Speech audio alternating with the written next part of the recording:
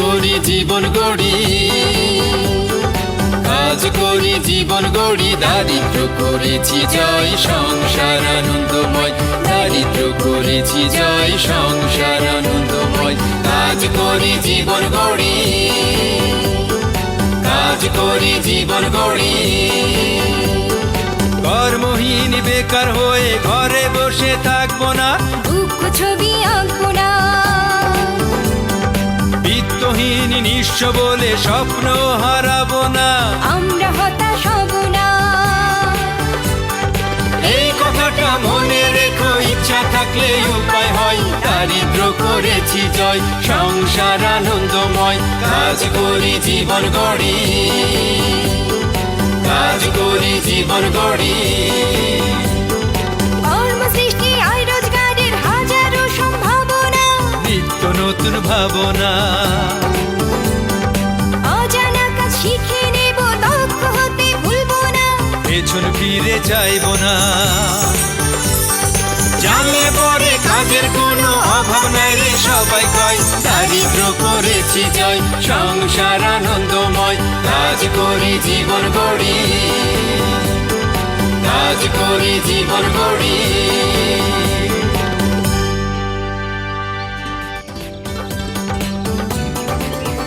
Snake, snake, snake. Oh my god. Snake. Belonging, gorging, snake. Snake? Where is it? I was digging on the land to get some earthworms for fishing, but I dug out a snake instead. Shadamia, you want to go fishing, but where on earth do you suppose you'll catch some? You don't find fishes in the canals and lowlands anymore. Alas, what an era has loomed now.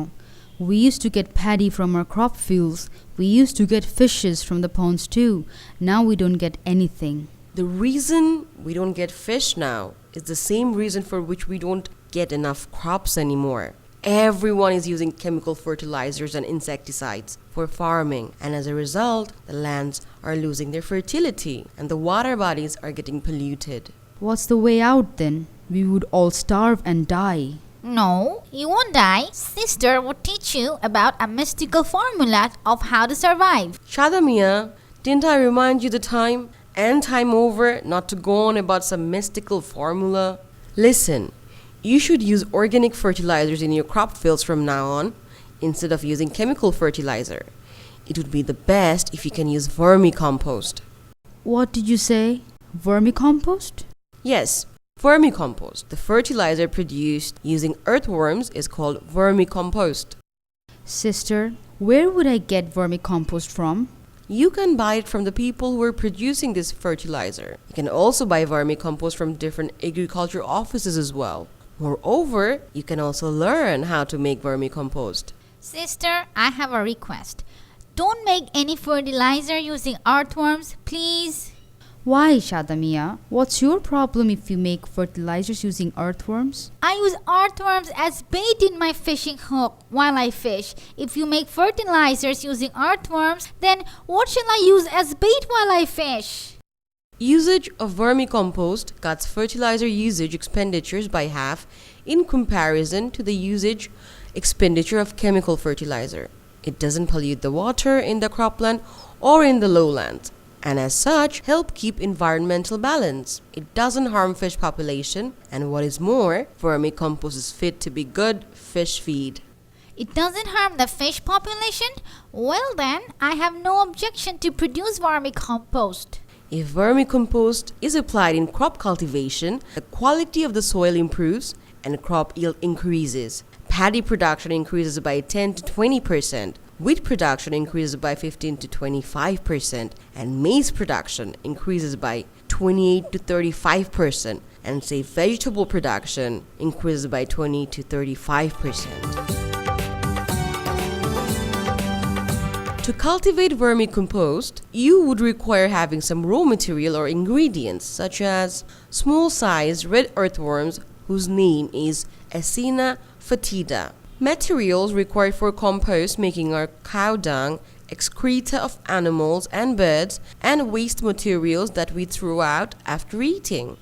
Materials required to prepare bedding are all kinds of perishable things such as twigs and tendrils, fruits and peels of vegetables, especially banana peels, different kinds of seeds, husk, bran or chaff of grains, and eggshells, water hyacinth, tea leaves, waste papers, entrails, intestines of cow, goat, fish, and poultry bits, etc. You would need 200 earthworms to produce this fertilizer in a bowl sizing 2 hands in length and 2 hands in breadth. Apart from these, you'd also need gunny bag or thick cloth, spade or shovel, bamboo woven basket, sieve, a pair of safety hand gloves, polythene bags, etc. You have to construct a room to produce vermicompost, which shall be 10 feet in length, 6 feet in breadth, and 7 feet in height. The roof of the room can be made by tin. The walls of the room can be made of bamboo, woven broad mat, or with other materials. The floor of the room should be cemented. The external part of the room should be surrounded by drain. Water should be there in the drain so that ants or other insects cannot enter the room. If the bed gets direct sunlight or get wet by rainwater, earthworms would die. What is more, the earthworms would also die if sand or soil mixes with the waste materials. It would be better if the room is built at a shady place or under a big tree.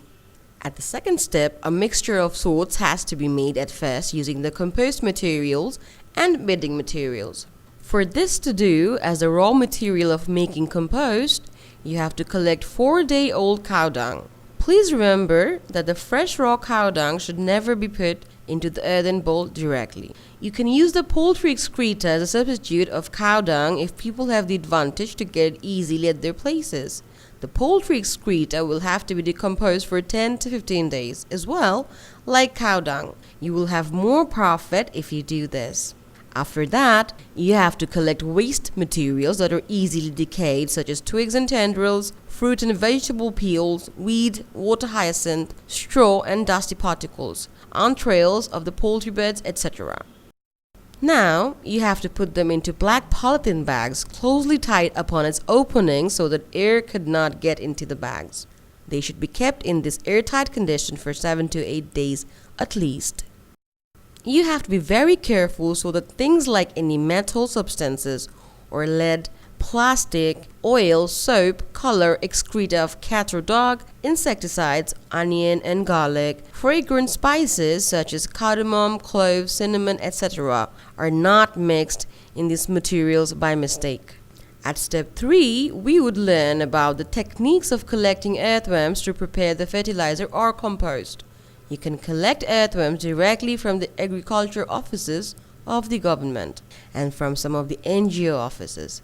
As per common estimation, a kg of earthworm contains 1,000 adult earthworms. Earthworms can be carried in a wet or damp-hold plastic pot with a lid on the top. Around 500 earthworms or half a kg of earthworm can be carried in a 1-liter pot for a limited period of time. But if it takes more than 24 hours to carry earthworms, you have to carry these earthworms in a clean bag by mixing bedding and composting materials inside. In that case, one has to have a larger pot. On step 4, you have to pour in 200 earthworms into each bowl, or it can be divided by weighing 2 kg of earthworm into 8 fractions and releasing a fraction of earthworms into each 8 earthen bowls, which should be 2 hands in length and 2 hands in breadth. The earthen bowls have to be kept at 25 to 30 degrees centigrade temperature and 65 to 70% humidity. The bowls should be covered with gunny bag or thick cloth. You have to sway out the waste materials with a stick time and time again. You have to observe often as to whether the waste materials at the upper space of the bowl are drying out or not.